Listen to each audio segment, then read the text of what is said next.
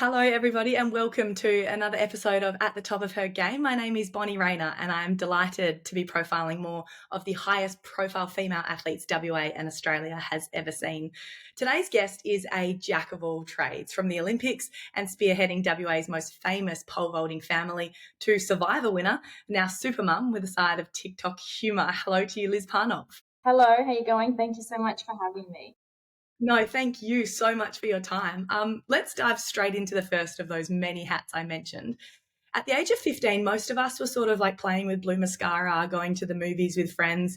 You were jumping 4 meters 40, like 440 at 15. Coming from a family whose name is synonymous with pole vaulting, did you feel like you were destined to jump from a young age, or was it a choice that kind of made itself? I think a bit of both. I think it was a choice that was kind of made itself. I come from a really big sporting family, so we were always involved in athletics, track and field. And then I think as I suppose, I think it was like from maybe like 13, 14, I was like really performing quite well for my age. And that 440 jump then leading into the Commonwealth Games the following year was kind of like the point that I thought, okay, can probably make something out of this. Like, this seems to be working. I'm really enjoying it and having fun, and it came naturally.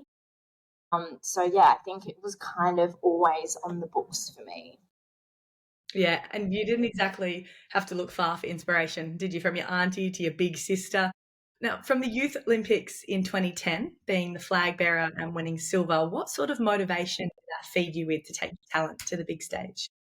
Um, I feel like when you're that young, it's really hard to look at it as like I have a career in this, or like it's really hard to look ahead because I'm like so young, and to me it's just like having fun and doing what I love.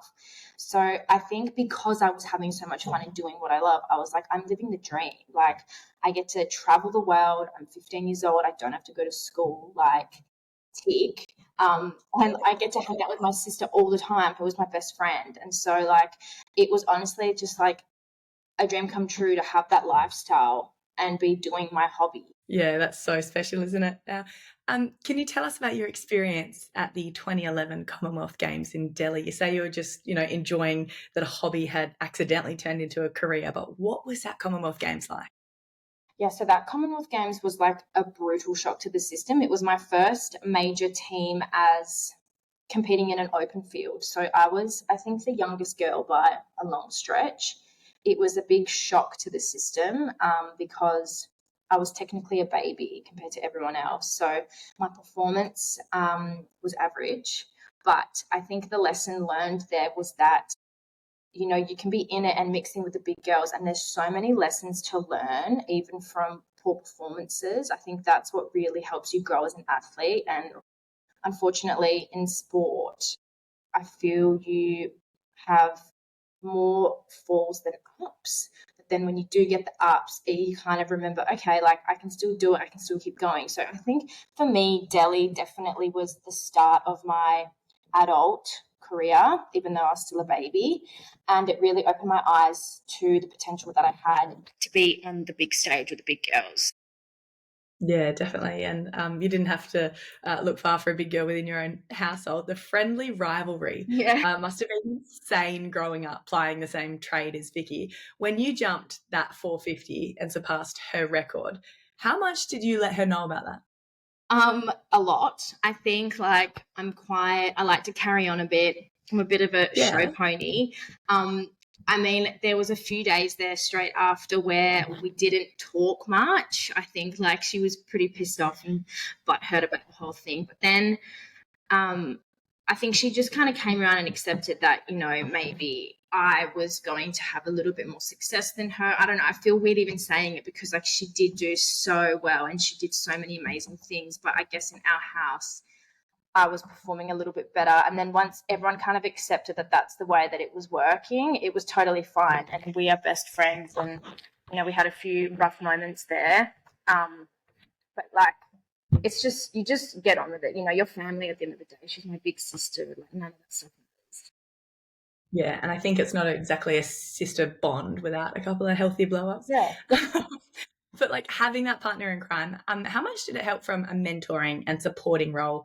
You've already touched on the downs of Delhi, but the natural highs and lows of being a professional athlete and having her in your corner. What was that like? I think particularly in pole vaulting and a lot of other of the athletics events, it's very isolating. You know, you're traveling for 3, 4 months of the year. You're on your own. You're away from your family and friends. I was so lucky to be away with my family and have them around me all the time. So I think that was just an absolute game changer for me because I see athletes now and even back then who are away and the toll that it takes on them being so isolated in an individual sport. It's really hard to be performing at your best on your own. So it's really important to have a solid team around you, whether that's your family or just your team, you know, your coaches, your physio, your strength and conditioning, everyone. They become your family. But yeah, I was so lucky to have them with me through my whole career and I wouldn't change it for the world. You speak about the isolating nature of an individual sport. The Tokyo Games would have been probably the most isolating of an isolating I know. career and concept.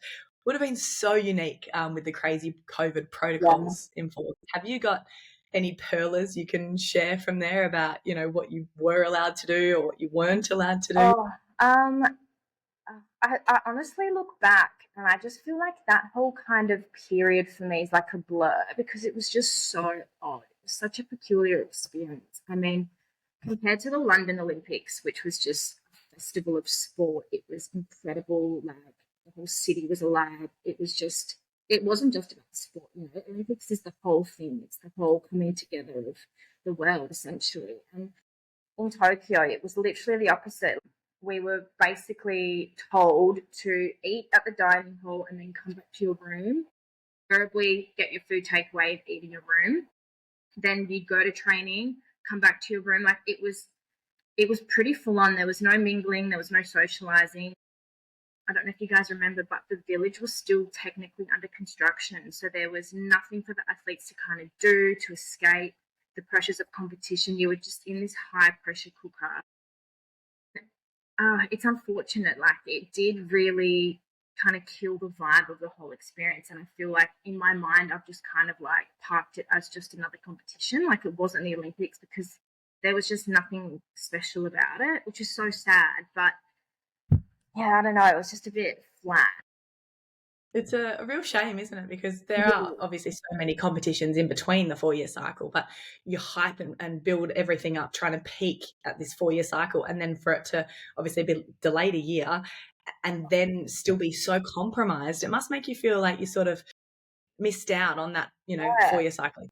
Yeah, and I mean, for me as well, I knew that it was nearing the end of my career. I knew maybe I had one more in me, maybe not. Yeah, I mean, I'm so lucky and thankful I did get to experience, you know, a real Olympic vibe with London 2012 and the start in Rio with a broken leg. But, you know, for athletes, that being their first Olympics, I think would just be like the biggest shock to the system because it's like, hang on, this isn't what it's meant to be. Yeah, it's just not what we've been No. told about. And it was also, so unique with those living circumstances and village rules, but so too in competition. Like your elimination came as pretty much torrential rain fell, but officials didn't I stop know. proceedings. Were you surprised that you were told to try for your third attempt in those conditions? Yes. Oh my God, I literally just got goosebumps thinking about it. Yes, because like I knew at the start of the runway that there was absolutely no way that I was getting off the ground, let alone clearing the point. And then the fact that as soon as my time was timed out, they stopped the competition. I was like, is this a joke? Like, That there says was no everything. It way it should was have been stopped. no, there was no way it was happening for me. Like it was literally set up for failure. And then afterwards, I'd spoken to the athletics team managers, and I was like, "What can we do? Can we protest?" And we were going to put a protest in, but apparently the rule is once you step off the field of play, you can't protest. Like you've technically exited the competition, and so like we didn't know any of this either. So it was just like a little bit sus, and I think maybe poorly handled by the officials because they obviously stopped the competition. I think it was for maybe like an hour to let the rain pass and then they restarted it. And I was just kind of like, cheers. But that's sport. Like, that's the thing. Like, there's so many variables you can't control, and I guess the best of the best athletes are the ones that can handle those situations, pick themselves up and carry on. And in that moment, I think I could have done better. I could have, put my foot down. But I don't know, you're just so heightened with emotions and the hype of the situation, and you don't think clearly at the time. I guess it just is what it is. That's highly accountable of yourself and such a credit to you, but it's also allowed to be an absolute stitcher Yeah. rather than you just not coping. And when there's so much happening in the heat of that moment, you don't have that perspective to pause time when Yeah. everything's racing and go, okay, what should I do here? Or like, what's the bigger picture? It must have felt so difficult because of that to come to terms with that elimination, because you would have felt like you didn't receive a fair opportunity. Yeah, 100%. And I mean, now looking back with hindsight, like that technically was like my last major competition, and then I retired. So it's just like, yeah, I don't know. I think like hindsight and getting older and kind of having perspective in life and like being in a completely different phase of my life, I can look back at things differently. But I remember being absolutely distraught after for days on end. And I think it was a massive, massive point for me to retire, because I just felt I can't keep pushing on with these heartbreaks and failures when I feel like I have so much more potential and so much more to give the sport. I definitely feel like I retired without reaching my potential, which is sad. But again, just how the cookie crumbles, unfortunately. But yeah, old wounds. And how did you find a way to have closure, knowing that you felt like you probably had a bit more to give? You probably didn't have another 4-year wait in you to get to Paris. How did you come to terms with that? A lot of therapy. I feel like after Tokyo, I pushed for another year. No, I did another six. I came actually finished Tokyo and I was devastated. And then I thought, nah, come on, I can pick myself up. I can do it again. I can try for another year or two. Like I'm only 28 at the time. Was I 27 or 28? Like I still had time technically. Like there's girls now on the circuit who are 31, 32 jumping, 4 meters 90. So I could still technically be pole vaulting, but I picked myself up, I tried, and then I just kept getting hit with this like overwhelming sadness. And like I didn't want to train anymore, and I couldn't find the joy in the little things, which to me, I used to come to training and just have the best time ever. And I'd be coming to training now with this kind of grey cloud over my head, and I was like, I just would, I could think of a million other things I'd rather be doing than being here. And that to me was when I was like, okay, something's going on. And so I had I spent a lot of time with a psychologist and just trying to like work out these feelings and why am I feeling this way. And I think, yeah, having those deep conversations and really being able to like look within myself and think I may not have achieved everything that I could have, but the things that I have done have been really incredible and I'm so proud of them. And it just kind of made me have like a sense of peace. And then I stepped away at the end of 2022, and honestly, like I've never looked back. It's just been my life's just gone like this, which is crazy. Yeah. You're in it, and you're in that like this is my identity, this is my life. It's really hard to see past that. Hmm. When you've been doing something for 15 years, it's your whole world. But now it's like, yeah, I'm just like living the dream now. It's crazy. That's so exciting, and we'll get to all of your Yeah, other sorry, I'm chapters like now. getting well ahead Yeah, of no, my. you've sort of answered my next question about, how did you know the time was right with those overriding emotions? That sounds like it would have been so difficult to deal with. I think at the time when you announced your retirement, you said, "How lucky am I that now I get to start almost a new life?" Like Yeah, you close the book on the chapter as Liz Parnov, the pole vaulter, but then there's this whole other life waiting for you, and there's been so much that you've achieved in it since. Can we start with Survivor? Was that the yeah. most insane, mentally, physically taxing experience you've Oh ever my done? God. Which as a professional athlete, it's not like you've gone without challenges before. Where Yeah. did Survivor rank in terms of the hardest things you've ever done?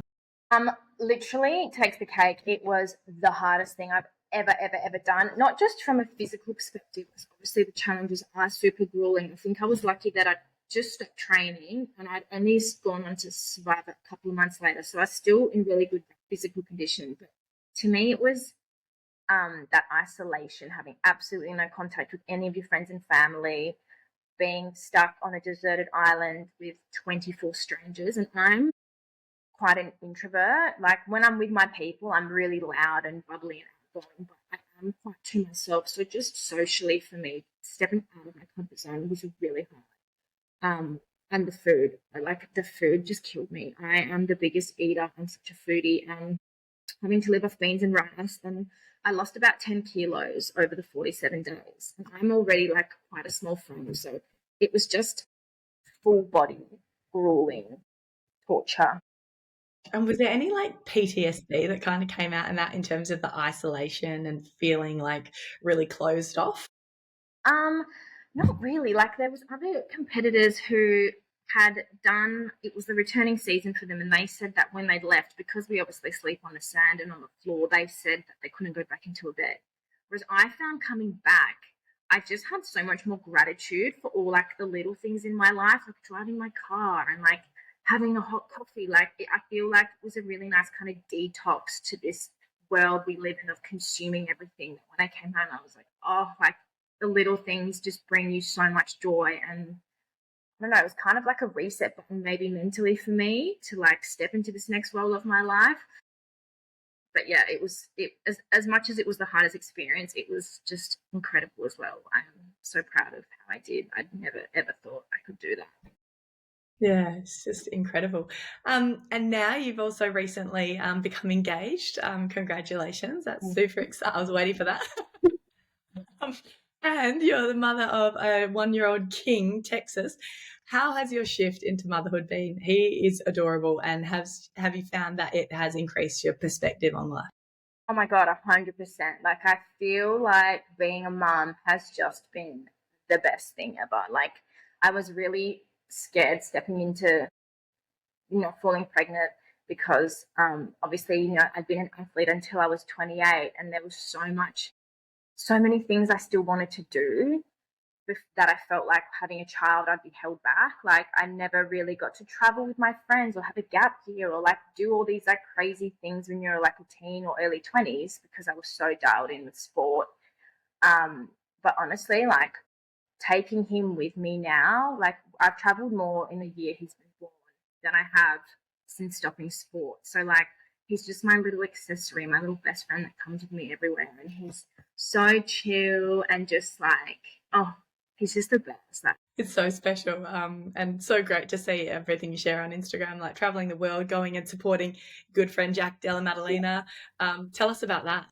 yeah, so it's funny. My fiance, my partner, he sponsors Jack through his clothing brand Street X. So they kind of were working together, and then I met his wife Michelle, who is now my best friend, and they've just moved 5 minutes down the road from us. So I feel so lucky to have a unicorn friend, they call them, where it's like you're friends with your kids, they live within 10 minutes of you, and you have common interests outside of being mum. So, like, I'm so lucky to have her, and we've just gotten along so well. And we're actually heading off to New York in 2 weeks to support Jack at his next title fight. So, very exciting times. Amazing. And how do you find like being there when he's fighting and that high pressure environment? Like it doesn't bring back any itch for you, does it? Or does it just make you enjoy this next chapter? Obviously so different, but in terms of the similarities with the peak performance, does it make you just kind of like enjoy living vicariously through him? Absolutely. Like I love live sport. Like I'm the worst person to be at live sport with because I'm just yapping and cheering. And I think it does definitely take me back to my days because I get so nervous and so excited. Like the feelings I feel is like I'm out there. And so I guess it is quite nostalgic, and I do enjoy that feeling without obviously the pressure of having to perform. So it's so awesome being on the sidelines and watching and supporting, and yeah. Yeah. And another thing you've done, which we probably haven't touched on yet, is working for your fiance, Daniel, in a marketing capacity with his brand Street X, which has Yeah. just absolutely taken off and has released some of the coolest collaborations, like the vintage football releases and stuff with each of the clubs. Can you tell us a little bit about your role there and Yeah. your studies and how much you enjoy that? Yeah, so basically, when Daniel and I got together, I was full time pole vaulting. I was working at a newspaper at the time, and the newspaper hours, it was kind of challenging for me to fit it in with pole vault because back then, I mean, I'm not really sure what the system is now with athletics, but the funding is super poor. So I basically had to work my whole career as well as being an athlete just to, live and get by. And Daniel was just like, hey, I need some help with the warehouse. So I was just packing orders on the weekends, training, super flexible. And then I guess my role just kind of grew into a marketing capacity where I was helping him because he kind of is all marketing. Because it's just got like this yes mind of like imagination and ideas. It's insane. And yeah, and so I was there until I went on maternity leave at about 32 weeks. And then I've just been being a mum, stay-at-home mum, doing my content creation, TikTok, Instagram, which is really great because I get to obviously fit it in around Texas's schedule, so I don't feel like it takes away from my time with him. I have the flexibility of doing it when he naps, and right now we're chatting to sleep. This is a bomb, but that's fine. So Sorry. it's just part of being a mum. You just juggle a million things, but yeah, I feel like I'm really enjoying this current chapter of just like kind of slowing down and just being present with him because, he's already 14 months and I feel like he was just born and everyone says to me, you blink at school. Just soaking it up. And that probably answers the next question. The next chapter is, at least you sort of know your boss quite well. So I imagine you can say to him, no, thanks, Chief, I'm not coming back. Yeah. Are you just going to, enjoy being a mum while Texas is little? Yep, enjoying being a mum. I am also enjoying doing all my content stuff. So I will try to push that as much as I can. I would love to go on Survivor again. I've let them know that I'm interested. It's just it just depends on the season because each year's theme is different. So hopefully that aligns in the near future. That's incredible that you would go back on after it being such a grueling experience. I feel like that really speaks to your mental resilience. Is that a hard decision to make? No, I don't know. Like, have you had a baby? Do you have any children? Yeah, I do. Sorry if you can hear them. I have a 4-month-old and I have a 3-year-old. I have 2 little girls, so I'm currently on maternity leave myself. Oh, nice. So you know how like they say childbirth is just like the most traumatic thing, and then you forget. Like Yeah, it just totally kind of forget. leaves your mind. That's like Survivor. Like I'm thinking back and I'm like, it was so awful, it was so hard. But it was so fun that I've like forgotten the trauma that I'm willing to put myself back in that situation. So call me crazy, but yeah, I'd love to go back and push myself again. And I think I'd be a completely different player now, being a mum, different kind of priorities and perspectives on things. So who knows? They'll probably beat me out straight away, but I'd like to be able to go. Oh my gosh, and it's such a credit to you that you would go back there, and it's so true. You just totally forget, don't you? Yeah. Now, the king is about to arise from his nap, so we probably need to let you go. But just before we do you have any parting advice for anyone wanting to pursue a career in the athletics industry? Anything, I guess, that you know now that you didn't know when you started, or perhaps that you wish you knew? Yeah, I mean, I suppose my biggest thing is if you love it, just go for it. You have to really feel it in your heart and it be something that you adore so much because it takes so much from you and you have to be willing to really sacrifice so much of your life to really become professional and hit those high levels. But also, I think what I wish I knew and what I wish I could tell my younger self now is just the resilience you need. Don't beat yourself down when you don't perform or you're having those injuries, the back-to-back injuries. Like there's always light at the end of the tunnel, and I truly, truly feel that those setbacks and those hardships really sculpt you for your future self, whether that's in sport, the lessons it teaches you on the type of person you can be and like how much you can withhold and push through, I think speaks volumes. So yeah, resilience. Yeah, that's very, very well summed up. Well, and you boast that in spades. So thank you so much for giving us so much of your time today. It has been a privilege having you on At the Top of Her Game. Liz Parnov, thank you for your time. Thanks, Bunny. You've been listening to another episode of At the Top of Her Game. Thanks for tuning in. We'll catch you next time.